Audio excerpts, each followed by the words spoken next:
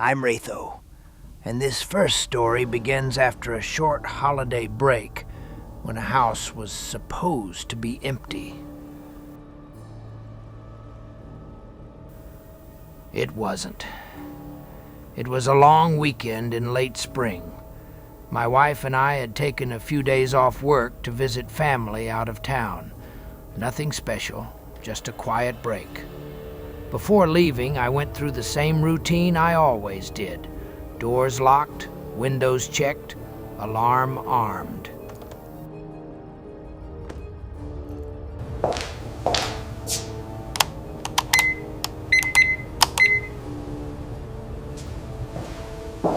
When we pulled out of the driveway, the house looked still, too still, like it was holding its breath.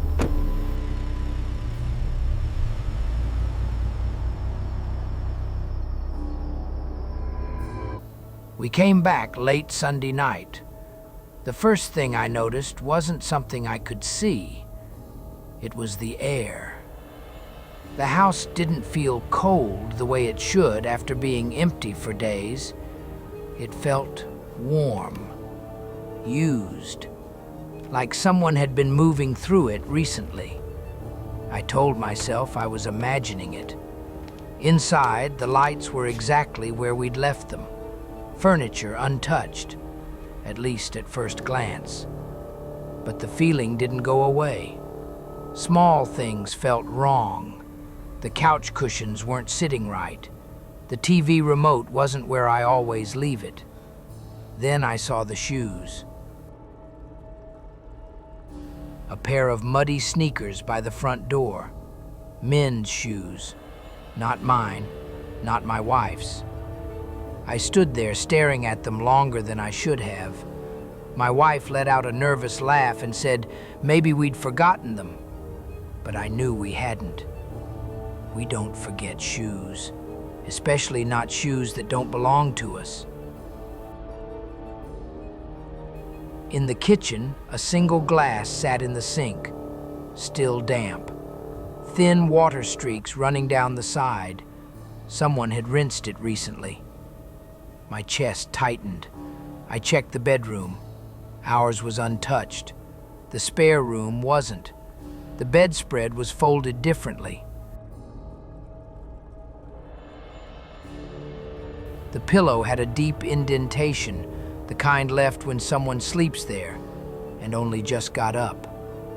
That's when I told my wife to wait outside, not because I was brave, but because I was scared. I walked through the house slowly, listening. Every step sounded louder than it should have. The silence felt thick, like it was pressing against my ears. Halfway across the living room, I heard it. A creak from upstairs. Not random, not old house noise. Footsteps. I stopped breathing. They moved across the upstairs hallway, directly above me. Then they stopped. I stared at the staircase, heart pounding so hard I was sure whoever was up there could hear it. Without thinking, I whispered my wife's name. "Hey." Nothing answered. Then I heard it. A cough. Quiet. Controlled. Human. I backed away from the stairs, never turning my back until I reached the front door. Once outside, I didn't hesitate. I called the police. The officers arrived quickly. Too quickly for my heart to slow down. Please, we need help at the house. He's here. I don't know what to do. They searched the downstairs. Nothing. Then the upstairs. Still nothing. I started to feel embarrassed, like I'd let fear get the better of me. Then one of them looked up. The attic hatch. The insulation around it was compressed, disturbed, recently. They pulled it open. Inside the attic, they found food wrappers, empty water bottles, a thin blanket, and a flashlight taped to a wooden beam, aimed directly through a vent that looked down into our bedroom. Someone had been watching us sleep. They found him curled behind insulation at the far end of the attic.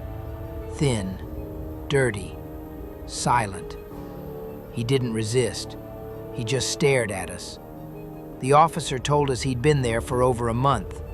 He entered through a loose exterior vent while we were at work, learned our routines, listened to our conversations, stayed completely still when we were home. Sometimes, when we left, he came down, used the kitchen, slept in the spare room, took showers. 1.2. Before they took him away, the officer said something I'll never forget. He told us he liked holidays, he said. People relax. They stop paying attention. We sold the house 3 months later. I still can't sleep in complete silence, because silence means listening, and sometimes someone else is listening too.